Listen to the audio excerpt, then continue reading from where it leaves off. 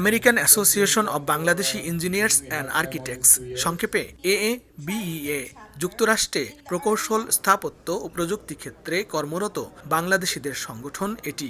সহস্রাধিক বাংলাদেশি প্রকৌশলী যুক্তরাষ্ট্রের গুরুত্বপূর্ণ সরকারি বেসরকারি দপ্তরে উচ্চ পদে কাজ করছেন বেশ সফলতার সাথে। তবে প্রবাসে থেকেও এক মুহূর্তের জন্যও যেন ভুলছেন না প্রিয় মাতৃভূমি বাংলাদেশকে।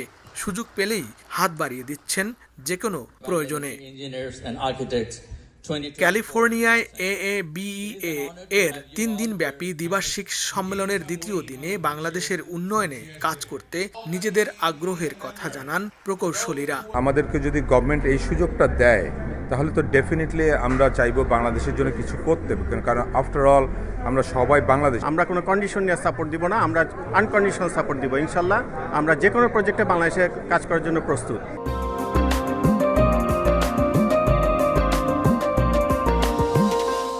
এই আয়োজনে আধুনিক প্রযুক্তি নিয়ে আলোচনা করেন বিশেষজ্ঞরা। প্রযুক্তির ক্ষেত্রে যুগান্তকারী অভিনব উদ্ভাবন, কৃত্রিম বুদ্ধিমত্তা জীবন বদলে দিচ্ছে প্রতিনিয়ত।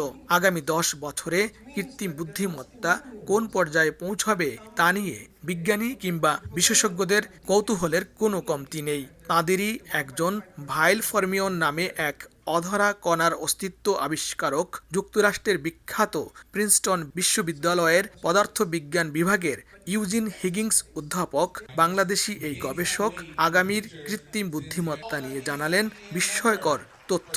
এআই থেকে রিয়েল আইয়ের দিকে যেতে পারবো, রিয়েল ইন্টেলিজেন্ট মেশিন তৈরি করতে পারবো 20-30 বছরের মধ্যে। কিছুটা এই মেশিনগুলো হয়তো মানুষের লেভেলে ফুললি কাজ করবে না, কিন্তু কিছু মানুষের ফাংশন হয়তো করতে পারবে। বিশ্ব স্বাস্থ্য সংস্থার তথ্য মতে বিশ্বব্যাপী প্রায় 5.5 কোটি মানুষ ডিমেনশিয়া বা স্মৃতিলোপ রোগে আক্রান্ত।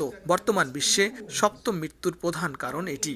মানুষের মস্তিষ্কের ক্ষমতা বৃদ্ধি ও ডিমেনশিয়ায় আক্রান্ত হওয়া বিলম্ব করতে ইঞ্জিনিয়ারিং তত্ত্ব তুলে ধরেন যুক্তরাষ্ট্রের ইউনিভার্সিটি অফ ইলিনয় আরবানা-শ্যাম্পেনের মেকানিক্যাল সায়েন্স অ্যান্ড ইঞ্জিনিয়ারিং বিভাগের এই অধ্যাপক। ডিমেনশিয়াটা ডিলে করতে পারি, এটা হচ্ছে ইঞ্জিনিয়ারিং একটা প্রসেস দিয়ে আমার শরীরে এই ডিমেনশনটা ডিলে হচ্ছে।